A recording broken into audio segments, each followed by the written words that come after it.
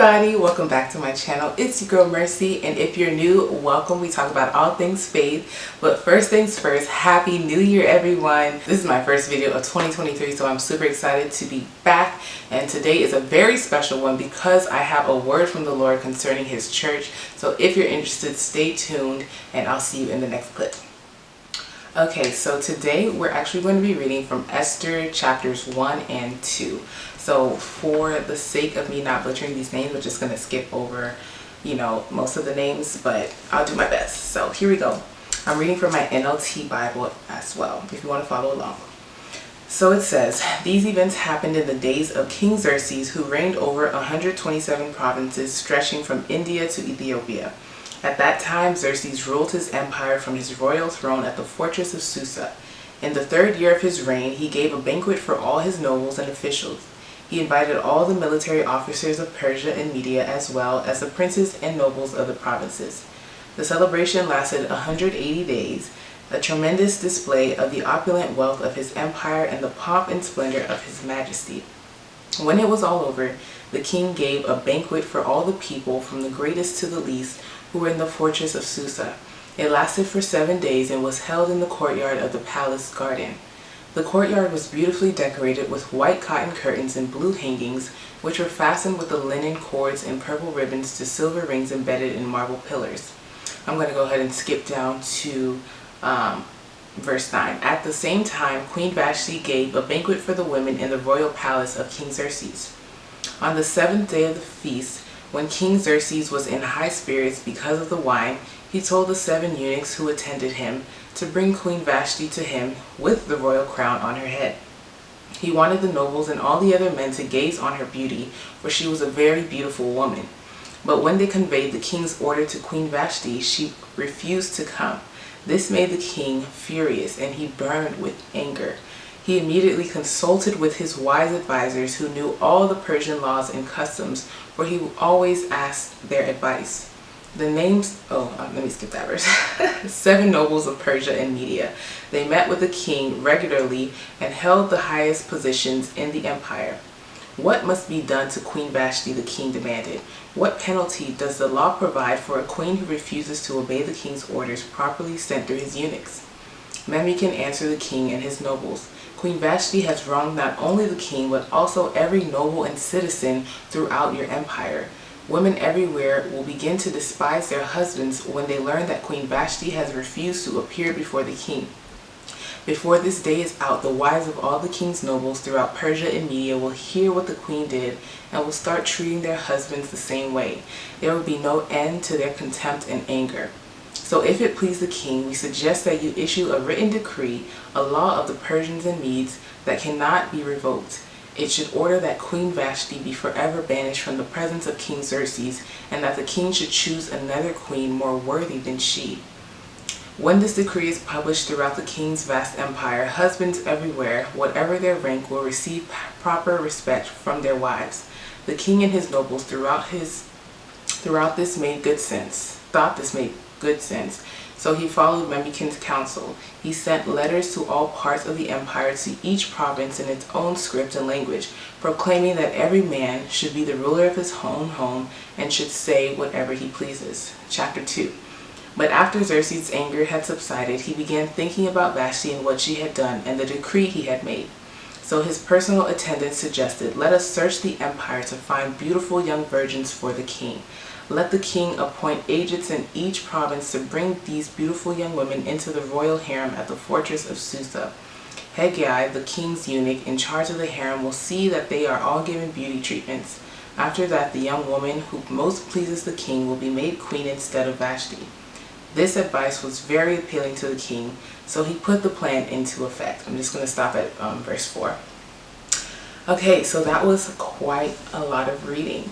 And before we get into it, I want to break down each of these people. So we're going to start with King Xerxes. In this word, the Lord revealed to me that King Xerxes represents the bridegroom. He represents Christ. And the reason why we know this is because if we look at the beginning verses, it says that the celebration went on for 180 days. So if you look up the number 180 in the Hebrew concordance, it means streams. And so when you think of a stream, this is a continuously flowing body of water. So it's continually flowing, it never stops. So 180 represents God's glorious riches and wealth, oh God, that keeps flowing forever. And so that is something that confirmed with me that King Xerxes indeed represented the bridegroom in this scenario. And so then if we go to Queen Vashti, now when King Xerxes called for her to come to him, she refused. And so she represents the disobedient bride. She represents a rebellious bride of Christ. And so, which also is the body of Christ, the church. Okay, so that is who Queen Vashti represents. And then Esther, who this whole book is about, we know that she eventually becomes queen. And so I decided to actually look up the definition of her name, and her name means secret or hidden. And so this is all going to come together in this word. But I just wanted to give you background and the symbolism behind this chapter. Okay, so this is what I feel the Lord is saying to me. And I also want to, before I even get to that, I want to give even more detail, because in verse 11, let me take a look. In verse 11, when King Xerxes requests for Vashti's presence, he tells his eunuchs to bring Queen Vashti to him with the royal crown on her head.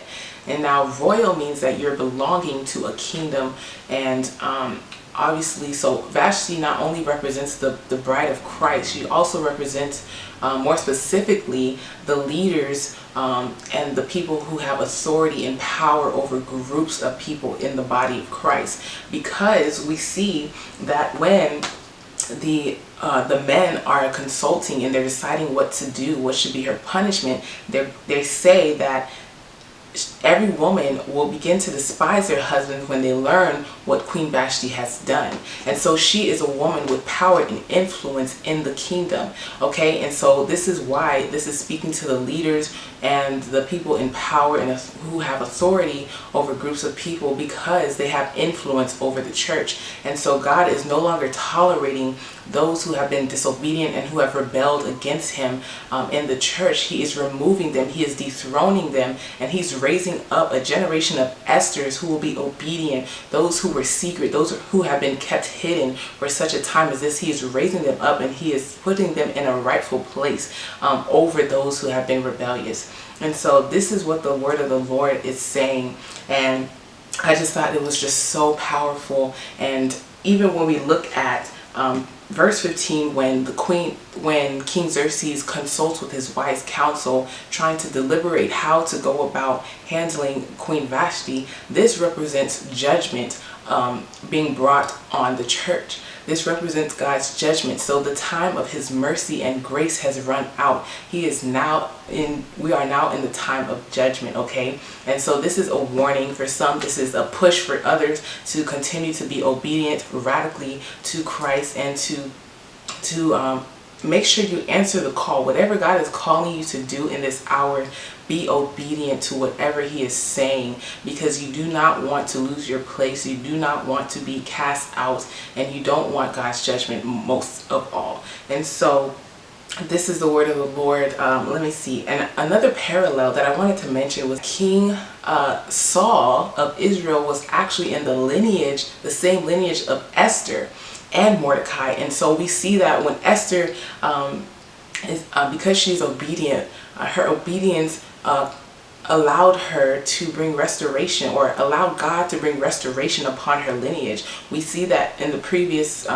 chapters of the Bible, in the books of the Bible, that King Saul was disobedient to Christ, and so therefore he had to raise up King David to take his place. And so now that we see Queen Esther rising up from the same lineage of King Saul, it's like God is restoring the lineage. And not only was Esther promoted, Mordecai, who was her cousin, was also promoted to the king's palace. And so this is a book of restoration. This is a book of judgment, of recompense, and it's just so powerful. And I'm just so blessed that God would allow me to be able to, you know, see and interpret it this way. Also, guys, real quick, I wanted to mention as well, I looked up the definition of Persia and Susa. This is what Persia means: pure and splendid.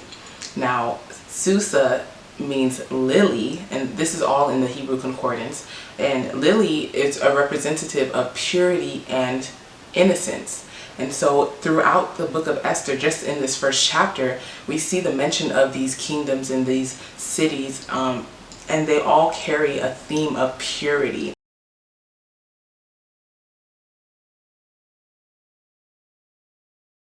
And so God is looking into his church, those who have remained pure, those who have been residing and dwelling in purity. Those are the ones that he is raising up in this hour to take rightful places in the kingdom of God. And so, yes, I just wanted to also throw that in there real quick. And so I pray that this word bless you, and I pray that those who have ears to hear will hear what the Lord is saying in this hour. And I pray that it pushes you to continue to be obedient to Christ, those who do consider yourself followers of Christ. And yes, I'll see you guys in the next video. Thanks so much for watching. Bye.